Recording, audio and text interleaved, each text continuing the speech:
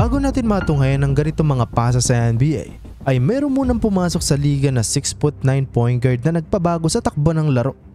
Ito ay si Earvin Magic Johnson Jr. Sa katunayan ay siyang itinuturing ng karamihan na greatest point guard of all time. Dahil sa kanyang court vision, sasamahan mo pa ng kanyang mataas na basketball IQ, ay sumatotal ay nag-average siya sa kanyang buong karir ng 11.1 assist per game. Dahilan kung bakit siya pa din magpasa hanggang ngayon ang all-time assist per game leader sa buong liga. Ganon siya katindi. Magic's just a great basketball player. He's the best I've ever seen. Kaya naman sa video na ito ay halina't balikan natin ang kwento ng buhay ng 5-time champion, 3-time finals MVP at 3-time regular season MVP na si Magic Johnson at alamin kung gaano nga ba siya kagaling. Sa kanyang murang edad ay talaga namang nahumaling na siya sa larong basketball. Sa katunayan ay noong siya ay 15 anyos ay nakuha niya ang kanyang nickname na Magic dahil sa kanyang galing. Nakapagtalakay siya noon ng 36 points, 18 rebounds at 16 assists. Pinangunahan niya din ang kanyang kupunan na Everett at nagkaroon sila ng 27-1 win-loss record. Nag-average din siya noon ng 29 points at 17 rebounds. Kaya naman hindi na nakapagtaka kung bakit nasungkit nila ang kampyonato. Sa kanyang pagtungtong naman sa college ay nanatili pa din siyang dominante. Bagamat maraming top-rank colleges ang nagbigay ng offer sa kanya ay mas pinili niyang ibigay ang kanyang serbisyo sa Michigan State at makalipas ang 2 taon 1978 to 1979 season ay nag-qualified sila sa NCAA tournament at naka-advance sa championship game na kung saan nakabangga nila dito ang Indiana State na pinangungunahan ni Larry Bird. Dahil sa kanyang pangunguna ay nasungkit nila ang kampyonato. Naging maganda talaga ang kanyang performance that season, dahilan kung bakit siya napili sa Most Outstanding Player of the Final Four at napili din siya noon sa All-American Team.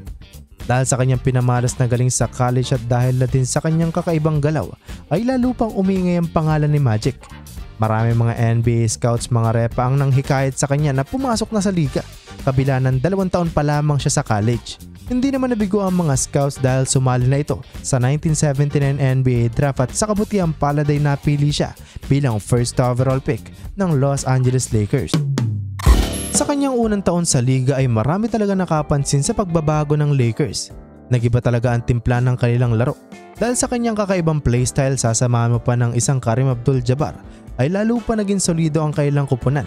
Sa katunayan ay ang Lakers mga repa ang nanguna sa offensive rating that season. Well, napili siya sa All-Star at siya ang naging starter dito, kabila ng rookie year pa lamang niya ito. Natapos ang season na yun at nakuha nila ang first seed sa Western Conference. Nagkaroon sila ng 60-22 na record. Hindi niya talaga hinayaan na madismaya ang mga sumusuporta sa kanya dahil sa kanyang unang taon sa liga ay nakapasok agad sila sa NBA Finals. Nakabangga nila dito ang 76ers na nooy first sa defensive rating. Kitang-kita din dito ang chemistry nila Kareem Abdul-Jabbar at Magic Johnson. Yung nga lang ay noong dumating ang Game 5 ay nadali ng injury si Kareem Abdul-Jabbar kung kaya't hindi siya nakapaglaro para sa Game 6. Bagamat nawala sa lineup si Kareem that time, ay dito naman pinakita ni Magic Johnson ang kanyang tunay na kakayahan. Mantakin nyo, nakapagtala siya noong Game 6 ng 42 points, 15 rebounds at 7 assists. Dahilan kung bakit nasungkit nila ang kampyonato at si Magic Johnson mga repa ang itinanghal na Finals MVP. Dahil sa pangyayaring yun ay siya ang kauna-unahang rookie sa kasaysayan ng NBA na itinanghal na Finals MVP. Sa sumunod na season 1980 to 1981 ay hindi siya nakapaglaro ng 45 games dahil napunit mga repa ang kanyang cartilage sa kaliwang tuhod. Well, nakabalik naman siya sa playoffs. Yung nga lang ay napatumbagad sila ng Houston Rockets. Dako naman tayo sa 1981 to 1982 season. Ito ang kanyang pangatlong season. Dito ay magugulat kayo dahil pumirma siya ng 25-year, $25 million contract sa Los Angeles Lakers. Siya tuloy ang may pinakamahabang kontrata sa history ng North America at ito din ang pinakamalaking kontrata sa NBA that time. Naging sulit naman yan mga repa dahil siya ang nanguna sa buong liga sa steals with 2.7 steals per game. Nag-average din siya noon ng 18.6 points, 9.6 rebounds at 9.5 assists. Dahilan kung bakit nakapasok muli sa playoffs ang Purple and Gold. Muli nilang na-dominate ang Western Conference at nakapasok muli sa NBA Finals. Dito ay nakabangga ulit nila ang 76ers na pinamumunuan ni Julius Erving. Naging maganda din ang kailang bakbakan. Nanatili din namang maganda ang performance ni Magic Johnson. Well, tinapos nila ang series noong Game 6 matapos makapagtala si Magic ng 13 points, 13 rebounds at 13 assists, dahilan kung bakit nasungkit nila ang kampeonato at siya muli ang itinanghal na Finals MVP. Sa sumunod na season 1982 to 1983 ay siya ang naging assist leader sa buong liga matapos siya makapagtala ng 10.5 assists per game. Dahil sa kanyang pangunguna ay muli ulit silang nakapasok sa NBA Finals at for the third time ay nakabangga nila dito ang 76ers na upgraded version na. Nadagdag kayo sa kanila si Moses Malone na naging threat para sa Lakers. Bukod pa dyan ay nadali din ng injury si James Worthy at hindi nakapaglaro sa NBA Finals dahilan kung bakit naswept sila ng 76ers. 1983 to 1984 season, dito ay nag-average siya ng 17.6 points, 13 assists at 7 rebounds.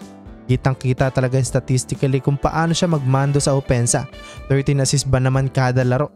Well, muli nilang na-dominate ang Western Conference at nakapasok muli sa NBA Finals. Dito na din nagumpisa ang Boston Lakers rivalry. Kailangan nilang patumbahin dito sila Larry Bird at Kevin McHale.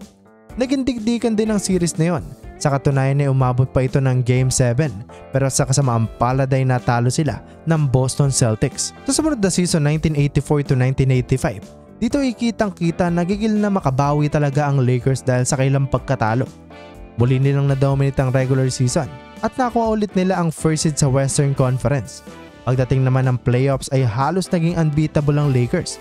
Naswept nila ang Phoenix Suns, napatumba din nila ang Blazers at Denver Nuggets at parehas nilang tinapos ang series sa Game 5 dahilan kung bakit nakapasok muli sila sa NBA Finals. Dito ay nakaharap muli nila ang Boston Celtics, rematch na maituturing. Sa gigil nila Kareem Abdul-Jabbar at Magic Johnson ay hindi na nila pinaporma pa ang Boston Celtics. Tinapos nila ang series noong Game 6 dahilan kung bakit naayawi muli nila ang kampeonato. 1985 to 1986 season, dito ay maraming expectation ng mga fans para sa Los Angeles Lakers. Well, muli naman sila nakapasok sa playoffs, yung nga lang ay napatumba sila ng Houston Rockets sa Western Conference Finals. Dahil sa kailang pagkatalo ay anime ito ang kailang naging gasolina. Dahil sa sumunod na season 1986 to 1987, dito ay nakuha na niya ang kanyang kauna-unahang regular season MVP. Nag-average siya noon ng career high 24 points, 12 assists at 6 rebounds. Para bagang naglilibang kamay ni Magic Johnson noon pagdating ng playoffs. Bukod dyan ay muling nag-click ang kailang chemistry dahilan kung bakit nakapasok muli sila sa NBA Finals na nakaharap ulit ang Boston Celtics. Ikatlong beses na nilang magkakabangga sa NBA Finals. Muli nagpakitang gilas si Magic Johnson. Pero ang pinakatumatak noon ay yung nangyari noong Game 4. 5 seconds to go.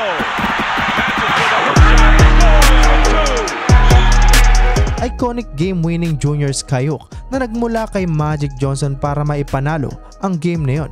Well, tinapos sila ang serye noong Game 6 at si Magic Johnson muli ang itinanghal na Finals MVP.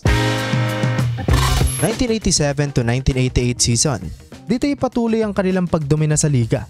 Nakapasok muli sila sa NBA Finals pero sa pagkakataong ito ay ang Bad Boy Pistons ang kailang makakarap. Isaiah Thomas, Bill Laimbeer, Joe Dumars at sasamahan mo pa ng isang Dennis Rodman.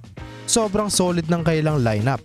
Bagamat wala na sa prime si Kareem Abdul-Jabbar ay pumalag pa din ng Los Angeles Lakers sa pangunguna nila Magic Johnson at James Worthy. Well, naging digdikan din ang kailang series. Umabot pa ito ng Game 7 pero sa huli ay mas nanaig pa din ang Los Angeles Lakers. Sa pagkakataong ito ay nasungkitan ni Magic ang ikalima niyang kampeonato at si James Worthy ang naging Finals MVP dito.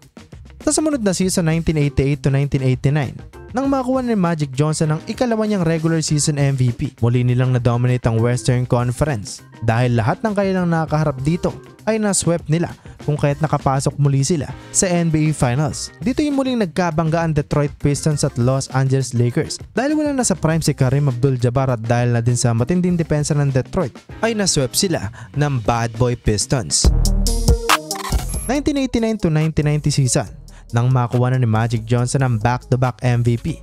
Nag-average siya ng 22 points, 11.5 assists at 6.6 rebounds. Siya din ang itinanghal na All-Star Game MVP. Sa pagkakataong ito ay ang kauna-unahang beses na wala na si Kareem Abdul-Jabbar sa kailang lineup, kung kaya't malaking adjustment ang nangyari sa Los Angeles Lakers. Kaya naman kahit na nakapasok sila sa playoffs ay napatumba din sila sa semifinals. Sa sumunod na season 1990 to 1991, dito ay meron na naman panibagong adjustment na nangyari sa Lakers. Kung noong nakaraang season ay si Kareem ang nawala ay sa taon naman na ito ay ang kailang head coach naman na si Pat Riley ang umalis sa team. Sa kabila ng pagkawala ng kailang head coach ay patuloy pa din naman nilang na-dominate ang Western Conference at nakapasok ulit sa NBA Finals. Dito ay nakabangga nila ang Chicago Bulls na pinangungunahan ni Michael Jordan. Talaga namang inabangan ito ng karamihan pero sa kasamaang palad ay kamuntikan pa silang mawalis ng Chicago Bulls. Bigo na masungkit ni Magic Johnson ang kanyang pang-anim na kampeonato. 1991 to 1992 season ay after ng kanyang physical examination ay nagkaroon ng controversial na sakit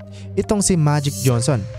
Nagpositibo ito sa HIV kung kaya't agad niyang inanunsyo sa publiko na magre-retiro na siya sa NBA.